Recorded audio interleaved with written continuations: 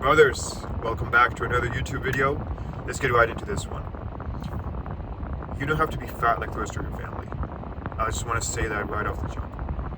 And I'm going to unpack that. I'm going to show you why that's even a consideration, why that's even a thing that's happening for you in the first place.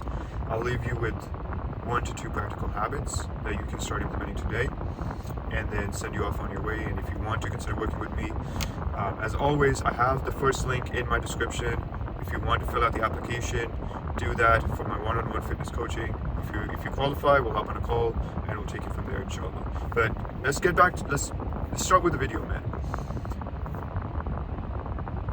First and foremost, you have to understand that your health and fitness, especially as a adult male, is your own responsibility. You're not a kid who's under the supervision of his parents and has no awareness, has no control, more or less, over what he can eat. You're a functioning adult man, bro. So you need to understand that if you cannot control what goes down the hatchet every single day, if you lose composure around your favorite food and just down 3,000 calories in one sitting, that's a you problem. That you can't blame anyone else for that. You can't blame like, oh, everyone else on the table was like eating all the delicious food, I didn't want to be left out. I couldn't control, my friends were having all this good time and they were eating all this good food, so obviously I had to indulge a bit. I had a rough week, so like, bro, you just sound like a bitch. I don't want to spell that out because I obviously want to keep this like Muslim friendly and everything, but you know what I'm talking about. You sound like someone who's a victim. You're not a victim. You control what goes down your mouth. Now there are strategies and tactics that you can put in place to make that easier and get over the mental hurdles that you're facing whenever you're confronted with certain food choices. But ultimately, regardless of what you put in place, you still hold control. It's as simple as that, bro. So let's just start there. If you can control that, everything else that I'm about to share with you becomes so much easier. And if that offended you, if you're like, why is he telling me, what to, you can click off. Like, I don't want to talk to you. I'm talking to people who are serious and who don't mind hearing harsh truths. So now that we've established that, let's talk about why you look like your family. See, the thing is, we are social creatures. We like to be like the people around us, especially if we have certain feelings for them, we love them, we want to imitate them. That's just the nature of human beings. But what you have to understand is that the environment you're in, if it's not the highest possible environment that you can possibly have, then you're always going to be dragged down to the lowest common denominator that you see around you. Because let's put it this way, if I put you in an environment where you were surrounded by killers who woke up 5:30 a.m., who got their morning cardio in, who hit the gym 4 or 5 times a week, who tracked all their calories, who slept 7 to 8 hours per week, who had their mental health in order, and they had mental toughness, and they could go through everything without breaking down, being a victim. Eventually, over a period of time, you'll become just like them, because you'd be like, well, obviously they're doing all that. They would even push you, they would even bully you a little bit to be like them. So naturally, you would fall in line. That's just the way, especially for men. That's how men work. We naturally find our place in the hierarchy, and we establish ourselves in there, and we work around the group. Essentially, we work like a pack.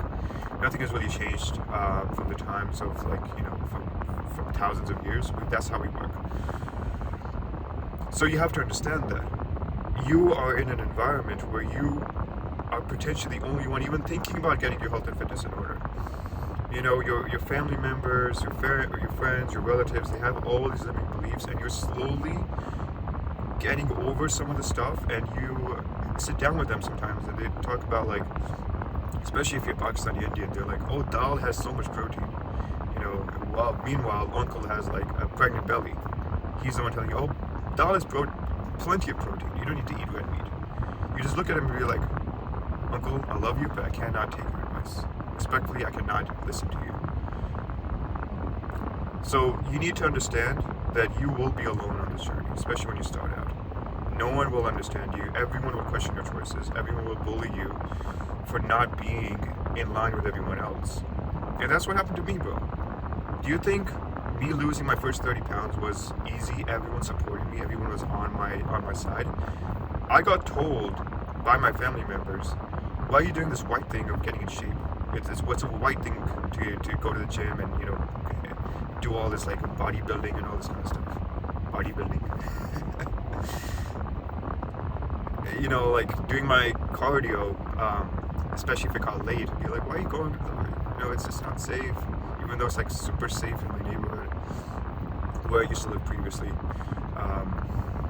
Why are you like, you know, why are you not eating our food? Do you not like our culture anymore? You're offending my cooking, all this kind of stuff. So like, you know, even for me, it was an uphill battle. But once I got the results, everyone was like, oh, good job. You know, how do you do it? Maybe we should get some more protein in our household. So understand that you will be on this journey on your own for the longest time, potentially even forever, because everyone loves comfort more than anything else. No one wants to admit that. No one wants to say that. No one will ever even be caught saying that they love comfort and they love just being a lazy POS. But everyone operates like that. Even me, even you. It's just how we are designed. Why push ourselves to do more when we don't have to? It's just how humans are designed. So it takes momentum to get over your own, you know, your own comfort and the own kind of bubble that you've created, and then it's even more energy to go against the people around you, because you can't just like cut people off. That's something that I never understood from like all these social media guys who are just like, oh, go on your own way and just do your own thing and don't care about. Yes, it's true, and I'm telling you to do that, but you can't just like eliminate the people in your life. You can't just like divorce your wife and put your kids up for adoption and send your parents off to like a nursing home. You can't do that just because you want to lose 30 pounds. So understand that what the environment you're in is the environment you're going to have to operate out of. That's just how it is. The other thing, the third point, if you want to call it that, is that as men we're called to lead in every capacity. Financially, socially, physically, in every capacity we're called to lead. Now, not every man answers that call, and not every man answers that call every time, but as a general rule, we're called to lead. Your health and fitness is no exception, bro. At some level, your family is looking to you to get in shape. They will never tell this to you to your face. They will never admit this to you. But at some level, your parents, your family, your siblings, your relatives, they want to see the example of you being in shape, because they understand that you have certain resources, you have access to certain knowledge which they do not. You are slowly getting over some limiting beliefs that they are still stuck in. You have access to the gym, you have access to cardio, you have access to these things which they probably do not, and they don't feel comfortable with. So they are on a subconscious level, they're looking for that example, because if you ask anyone, are you happy being 40 pounds overweight? Everyone would say no. But the reason they don't get in shape, I'm talking about your family, I want you to keep that in mind. The reason that they aren't doing it is because they haven't seen the example of someone having done it. They haven't seen you do it. Because here's the thing, they could watch all the YouTube videos out there by all these fitness influencers. They could take all the courses when it comes to how to get into shape and how to lose weight, how to do cardio. They could do all that.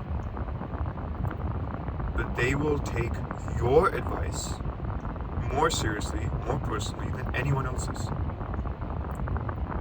Because I could talk to them. You know, someone who's in shape could talk to them. But they will not trust me. They might not even like me. But they will trust and like you because you are just like them. Now, there is obviously the flip side where the crabs in the bucket mentality comes in, where they want to drag you down because they're like, oh, I can't believe he did it. He's just like me. There is that. But for the people who are even subconsciously even considering getting in shape, they have this kind of like, okay, I wish I could do this, but you know, XYZ, I can't do it. You will influence them the most. So, you're actually being selfish man, a selfish male, I should call you, for not getting your health and fitness in order. There's someone in your family, someone in your social circle, someone you might not ever meet, who will never tell you, but they're looking to you to do this, to show them the way, and for them to get started on their own journey. They're like, okay, he did it. I want to be just like him. There's someone out there, someone. Never think that you're just like this, like hopeless, meek, weak Muslim man who like no one looks up to. It's not. I talked about this in my why like excellence is the number one skill that every Muslim man should have. And I talked about how setting the standard is how we do things as Muslims. We don't fall to the lowest standard. And I want to wrap this up. I want to talk about, this might seem just like kind of, where's this guy going with this? But if you guys have watched this series, Ertugrul, it's like a super famous Turkish series which talks about the forefather of the founder of the Ottoman Caliphate. It goes over his life and how he did things. And I watched it with my family during lockdown because we had just so much free time on our hands. And there were so many good things about that show. But the one thing that stood out to me was how much of a strong, determined, and just brave man he was. Throughout, how they portrayed him. Everything he did, almost everything he did, went against his family, his culture, his whatever he was doing.